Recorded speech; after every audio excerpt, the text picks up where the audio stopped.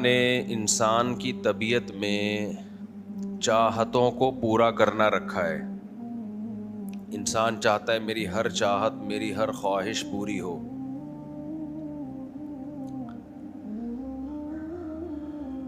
اور جس کی تمام چاہتیں پوری ہوتی ہیں اس کو کامیاب انسان سمجھا جاتا ہے. جو چاہتوں میں ناکام ہو جائے اس کو ناکام انسان سمجھا جاتا ہے.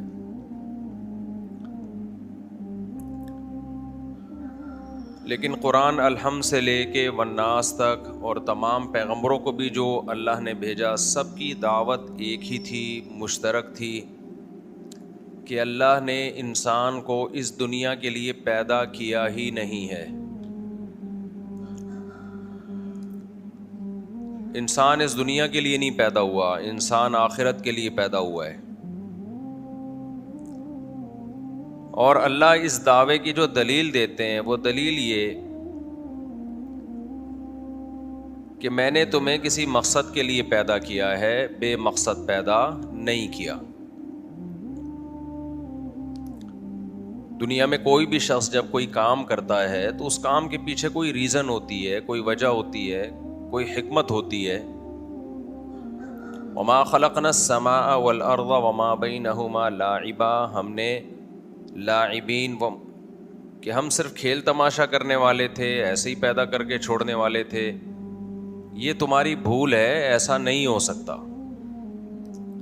بار بار ایک آیت میں اکثر بیانات میں پڑھتا ہوں کہ ساری کائنات انسان کے لیے بنی ہے. وسخر لکم، سب تمہارے لیے.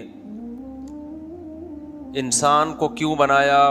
اللہ نے اس دعوے کو مختلف الفاظ سے مختلف لفظوں میں بیان کیا.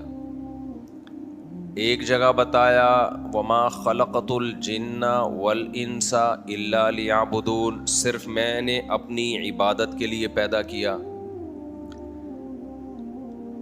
ایک جگہ بتایا لیبلوکم ایکم احسن عملا، اس لیے پیدا کیا اللہ دیکھنا چاہتا ہے عمل کون اچھا کرتا ہے. اب ظاہر ہے اللہ تعالیٰ اپنی ہی بات میں ٹکراؤ تو نہیں پیدا کرے گا نا، کہ ایک جگہ کچھ کہہ رہا ہے دوسری جگہ کچھ اور کہہ رہا ہے. ایک جگہ اللہ تعالیٰ کہہ رہا ہے میں نے انسان کو پیدا کیا اپنی عبادت کے لیے، ایک جگہ کہہ رہا ہے آزمائش کے لیے کہ کون اچھا عمل کرتا ہے. تو مطلب یہ ہے کہ جو اچھا عمل کرتا ہے وہ عبادت گزار ہے، جو عبادت گزار ہے وہ اچھا عمل کر رہا ہے. تو یہ ایک ہی چیز کے دو مختلف نام ہیں. آزمائش کے لیے بنایا، اللہ کہتے ہیں اگر اس کام کے لیے نہیں بنایا تو تم بتا دو پھر کیوں بنایا میں نے. میں اکثر ایک بات کہتا ہوں نا کہ باطل سے جو بھی باطل دعویٰ کرتا ہے نا، اس کے سوال کا جواب دینے کے بجائے الٹا اس سے سوال پوچھا کریں. کبھی بھی دفاعی پوزیشن میں نہ رہا کریں. اپنے بچپن کا بھی ایک واقعہ اکثر بیان کرتا ہوں کہ ہماری ایک کرکٹ ٹیم تھی، فرینڈز کرکٹ کلب کے نام سے. مجھے اس کا نام پسند نہیں تھا. ہماری میٹنگ ہوتی تھی ہر ہفتے، جیسے پتہ نہیں کوئی ہم نے اسرائیل کو فتح کرنا ہے. یہ ٹیشن بازی ہیں کھلاڑیوں کی. دیکھو انسان بہت دھوکے میں آتا ہے. غیر اہم چیز کو ٹیشن بازیوں کے ذریعے اہمیت دے دیتا ہے، اہم چیز کو ویلیو نہیں دیتا، ایسا بنا دیتا ہے جیسے اس کی کوئی ویلیو نہیں ہے. اب کرکٹ کے میچز کو دیکھ لیں آپ، میدان میں جو کھیلے جا رہے ہیں تو ایسا لگتا ہے جیسے کوئی ہٹلر نے کوئی حملہ کر دیا برطانیہ کے اوپر. حالانکہ گلی ڈنڈا ہے بھائی، ایک گیند اٹھائی اس نے ڈنڈے سے پھینک دی، کیا اس میں کون سی اتنی کوئی اہم بات ہے. لیکن آپ دیکھیں اس کو چونکہ ایک پروفیشنل بنا کے اس پہ قوموں کی عزت اور ذلت کا معیار بنا دیا اس کو، تو وہ ایک بہت عظیم چیز بن گئی. ہمارے عظیم کھلاڑی اور عظیم یہ دو متضاد چیزیں ہیں. قرآن کہہ رہے ہم کھیل تھوڑی کر رہے تھے جو ہم نے کائنات بنائی. اس کا مطلب اللہ کو کھلاڑی کا لفظ، کھیل کا لفظ پسند نہیں ہے. یہ تو انٹرٹینمنٹ ہے، انسان انجوائے کرنے کے لیے کرتے ہیں، تو انٹرٹینمنٹ سمجھو اس کو. کوئی گلوکار بن جاتا ہے، کوئی کھلاڑی بن جاتا ہے، کوئی پرینکر بن جاتا ہے، کوئی کامیڈین بن جاتا ہے. یہ کھیل تماشے ہیں.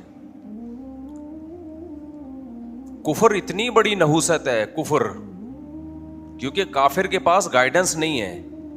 وہ جس چیز کو اچھے لیبل لگا کے سوسائٹی میں پروموٹ کرے لوگ اس کو ایکسپٹ کر لیتے ہیں. بے حیائی کو کفر نے کیسے لیبل لگا کے پوری دنیا کو گند میں ڈال دیا ہے. ان کی فلمیں, ان کے ڈرامے, ان کے جو بےہودگی کا بازار پوری دنیا میں گرم کیا ہے.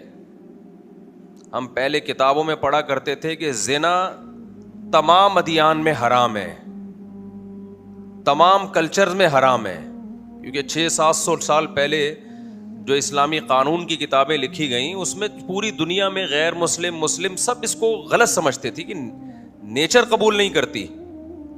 لیکن آپ دیکھو غیر مسلموں نے جب اس بے حیائی کو اختیار کیا کفر کی وجہ سے, کیونکہ گائیڈنس نہیں ہے, اس گند میں جب منہ ڈالا ہے تو اس کو لیگل کر دیا. خوب سمجھ لو دنیا میں کفر یعنی اسلام سے انکار, اس سے بڑی کوئی بربادی کا سامان اس دنیا میں نہیں ہے. کیونکہ ہدایت نہیں ہے نا خدا کی, تو انسان خود ہی شہوتوں میں پڑتا ہے, پھر اس شہوت کو لیگل کر دیتا ہے.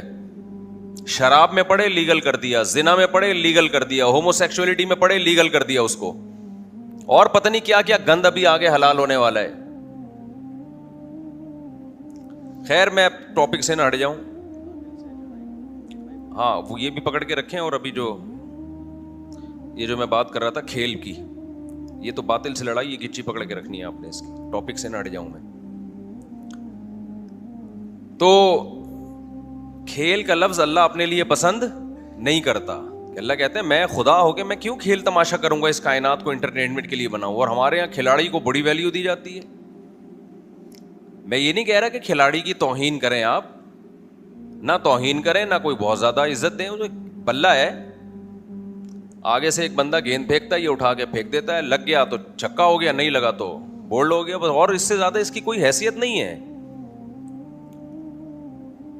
ایسے جذباتی, ایسے فٹ بال کی حیثیت کیا ہے؟ آپ لات سے گیند اٹھا کے ماریں, گول میں پہنچ گئی ٹھیک ہے, نہیں پہنچی تو دائیں بائیں سے ہو کے چلی جائے گی. اس میں کچھ لوگ ایکسپرٹ ہو جاتے ہیں کھیل کھیل کے, کچھ نہیں ہوتے, ہمارے جیسے اناڑی ہوتے ہیں. ابھی کچھ دن پہلے ایک صاحب نے اتنی زور سے فٹ بال کو لات ماری, اس کا اپنا گھٹنا اتر گیا. اناڑی تھا, مجھ سے ملا ہوا, کہہ رہا ہے میں نے کہا گھٹنے کو کیا ہوا؟ کہہ رہے وہ لات ماری تھی اتنی زور سے کہ اپنا ہی گھٹنا اتر گیا وہ. تو میں نے کہا اتنی زور سے نہیں مارنی تھی نا, اتنا مارو جیسے جتنا پٹتے ہو گھر, استغفر اللہ, یعنی جیسے گھر میں لاتیں کھاتے ہو. تو خیر, تو ہر چیز جب تک خدا کی رہنمائی نہ ہو ہم صحیح غلط کا فیصلہ نہیں کر سکتے. انسان بہت ٹھوکریں کھاتا ہے. میں نہیں کہہ رہا کھیل نہ کھیلا کریں, کھیل بھی لیں, دیکھ بھی لیں, کوئی جائز کھیل ہے تو دیکھنے میں بھی حرج نہیں ہے, تھوڑا ہلا گلا ہو, خوش ہو بس. اتنا زیادہ نہیں ہے اس کو ویلیو دیں کہ جیسے بیٹسمین ایسا شو مار رہا ہوتا ہے جیسے پتہ نہیں کوئی ابھی اس نے تیسری جنگ عظیم کی بنیاد رکھنی ہے. فوجیں ہوتی ہیں نا میدان میں کھڑی ہوئی دیکھ رہی ہوتی ہیں کہ کہاں حملہ کرنا ہے, تو فوج پہ تو سوٹ کرتا ہے, یہ ملکوں کا مستقبل اس سے وابستہ ہوتا ہے, قتل و غارت ہے, خون گرے گا. لیکن کھلاڑی بھی اسی طرح دیکھ رہا ہوتا ہے, ایسے میدان میں کھڑے ہو کے بلہ گھما رہا ہے اور دیکھ رہا ہے جیسے پلاننگ کر رہا ہے. بھائی چھوڑ بس, تو بس جتنا ہے اتنا ہی رہے بھائی, تو اتنا زیادہ اس کو پلاننگ جیسے قوم کا بہت بڑا بوجھ اٹھایا ہوا ہے اس نے اپنے سر پہ اوپر. کچھ بھی نہیں اٹھایا ہوا, تکا ہے. اور یہ زیادہ تر کھیلوں میں تو بہت زیادہ ایکسپرٹ ہونے کی بھی ضرورت نہیں ہے, تکیوں پہ زیادہ چل رہے ہوتے ہیں. یہ چھکا لگ گیا تو آؤٹ ہو گیا تو بس. لیکن مذہب کی جب ہدایت نہیں ہے تو بھائی اسی کو باپ بنا لیا ہے, اسی کو کیا بنا لیا ہے؟ باپ بنا لیا. کھلاڑی کھیل ہے, لاعب عربی میں لعب کھیل کو کہتے ہیں, لہو و لعب, لعب کھیل کو, العوبہ کھلونے کو کہتے ہیں عربی میں جس سے کھیلا جاتا ہے, لعب سے ہی نکلا ہے, لاعب کھلاڑی. تو قرآن کہتا ہے وما کننا لاعبین, ہم کھیل تماشا کرنے والے نہیں تھے, ہم نے اس کائنات کو انٹرٹینمنٹ اور کھیل کے لیے نہیں بنایا کہ ہم انجوائے کریں گے. تو اللہ اپنے لیے یہ تانا پسند نہیں کرتا. بچوں کے لیے یہ تانا ٹھیک ہے, یہ تانا نہیں ہے بلکہ بچوں کے لیے, بچے ہیں چونکہ چھوٹے ہیں. تو اللہ اپنے لیے تانا کیوں پسند نہیں کرتا؟ اس لیے کہ اللہ ہے. وہ کیا ہے؟ وہ اللہ ہے. تو کوئی بھی سمجھدار وہ بھی اپنے لیے کھیل کا تانا پسند نہیں کرے گا. کھیل اگر کھیلنا ہے تو حدیث میں آتا ہے رسول اللہ صلی اللہ علیہ وسلم نے فرمایا, یہ اور میری بات کی تائید ہو رہی ہے حدیث سے, الا کل لہو باطل, ہر کھیل باطل ہے. ہر کھیل کیا ہے؟ باطل. ٹائم ویسٹنگ ہے. جس کام کے لیے پیدا کیا آپ اس کام سے اپنے آپ کو ہٹا رہے ہو. فرمایا سوائے 3 کھیلوں کے, تیر اندازی, گھڑ سواری, زوجہ کے ساتھ انسان دل لگی کرے. تو یہ چونکہ ان کے فائدے ہیں تو اس سے پتہ چلتا ہے کہ وہ کھیل جس کا کوئی آؤٹ پٹ ہو, آپ کی صحت اچھی ہو رہی ہو, دماغ آپ کا فریش ہو رہا ہو, تاکہ آپ اس دماغ کو مفید کاموں میں کھپائیں, نہ یہ کہ کھیل ہی میں کھپائیں. میں اس کی ایک مثال دیتا ہوں, اس سے بات سمجھ میں آئے گی کہ اسلام میں کھیل کا فلسفہ ہے کیا. دیکھو, آپ گاڑی کی ٹیوننگ کے لیے گئے میکینک کے پاس, آپ نے کہا اس کی ٹیوننگ کر دو. اس نے کہا بھائی اس گاڑی کا بنیادی مقصد کیا ہے؟ آپ نے کہا چلانا. میں نے سواری کے لیے گاڑی خریدی ہے. ایسا ہی ہوتا ہے نا. تو کہ پھر سواری کرو نا, ٹیوننگ کیوں کر رہے ہو اس کی؟ بھائی ٹیوننگ اس لیے کر رہے ہیں کہ کچرا وچرا آ گیا پلگ میں, تو میں اس لیے اتنا ٹائم لگا رہا ہوں اس کو اس کے مقصد سے ہٹا کے, جو اصل مقصد تھا نا چلانا. آفس کی دیر بھی ہو رہی ہے, مجھے پہنچنا ہے, لیکن صحیح طریقے سے چلتی رہے گی, تھوڑی سی اس کی ٹیوننگ ہو جائے اور سروس ہو جائے. تو یہ ٹیوننگ یا سروس بذات خود مقصد نہیں ہے, لیکن جس مقصد کے لیے گاڑی خریدی ہے اس مقصد میں معین اور مددگار ہے, مدد کا ذریعہ بنے گی. اگر یہ اس کام میں نے ٹائم بچانے کے لیے کہ ٹیوننگ میں اتنا ٹائم خرچ ہوگا, سروس میں اتنا ٹائم خرچ ہوگا, تو چلانے میں ہی لگاؤ, تو وقتی طور پہ تو فائدہ ہو جائے گا, لیکن تھوڑے دن کے بعد ٹھوس ہو جائے گی گاڑی.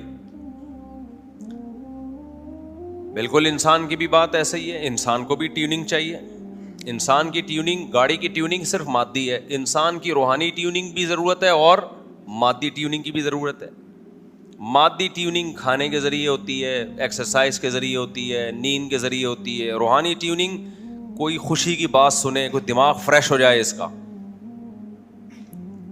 سمجھتے ہو کہ نہیں سمجھتے؟ میرے پاس جب بھی کوئی ڈپریشن کے مریض آتے ہیں نا, نفسیاتی, کوئی وہمی, میں ان سے کہتا ہوں بھائی تو لطیفے سنا کر بیٹھ کے بس, خالی تو چھوڑ دے, وظیفے تو تیرے پہ سوٹ ہی نہیں کرتے, وظیفوں سے اور وہمی ہو جاتے ہیں.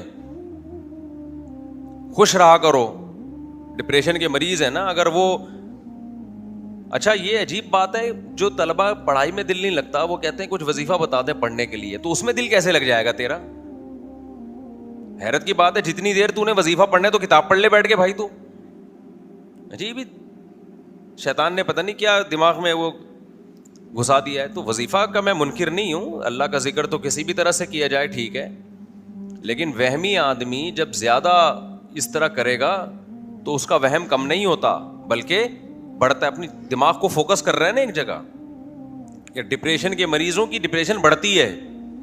ڈپریشن کے مریض کا علاج تو یہ ہے کہ بھائی اصل تو علاج ہے دنیا کو مسافر خانہ سمجھے. وہ جب تک نہیں سمجھے گا ڈپریشن دور ہو ہی نہیں سکتی.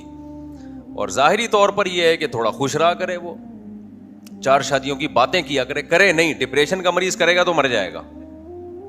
اگر ڈپریشن کے مریض نے 2 شادیاں بھی کر لی نا, مرا, وہ گیا کام سے. تو لیکن باتیں کیا کرے وہ, جیسے آپ لوگ باتیں سن کے خوش ہوتے ہیں, کرتے ورتے نہیں ہیں. یہ مجھے شکایت ہے کہ جو آپ میں سے ڈپریشن کے مریض نہیں ہیں وہ تو کریں نا کم از کم, وہ بھی نہیں کر رہے. تو باتیں کیا کریں 4 شادیوں کی, اس سے دماغ کیا ہوتا ہے, لیکن گھر میں نہیں کرنا. گھر میں نہیں, کہیں گھر میں جا کے کرنا شروع کر دیں تو پھر اور الٹا بڑھے گی ڈپریشن.